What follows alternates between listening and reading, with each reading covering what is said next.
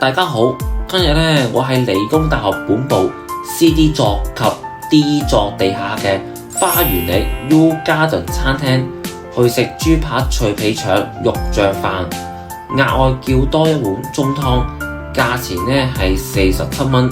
不過呢，加返一碗中湯呢就係52蚊。我會首先介紹花園里 U Garden 餐廳。呢間餐廳係理工大學最新開張嘅店鋪，不論室內同埋戶外都參考咗一啲西方嘅國家同埋地區嘅餐廳設計風格、概念、特色同埋元素。花園里 U Garden 餐廳擺設咗好多嘅植物、圓形風扇燈、懷舊光管等等，佢嘅窗框設計非常之獨特。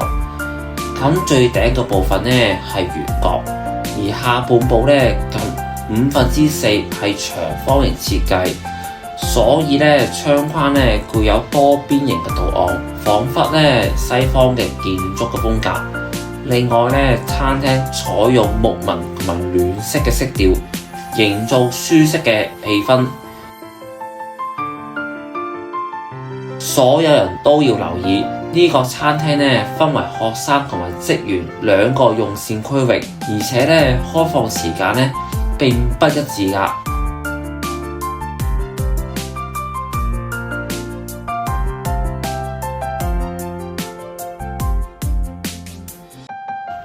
然後會講返自己食嘢嘅情況，我覺得份量比 VA 座其他嘅餐廳多。而且味道都幾好食，不過可惜嘅價錢就比較昂貴，貴過其他本部餐廳10幾蚊。平時好多學生就幫襯嚟食嘅。今日就講到嚟呢度啦，下次再見。